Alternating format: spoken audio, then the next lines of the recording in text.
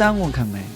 အပြင်လောကမှာကျွန်တော်တို့တဲ့ဆရာကြတဲ့ပညာရှင်တွေအမှုပညာရှင်ဂီတသမားတွေအများကြီးရှိတယ်ဒါပေမဲ့ခုနကလို့ကျွန်တော်ပြောချင်တာကကျွန်တော်တို့ဂီတခန်းထားတာကိုပေးချင်တာမဟုတ်ဘဲနဲ့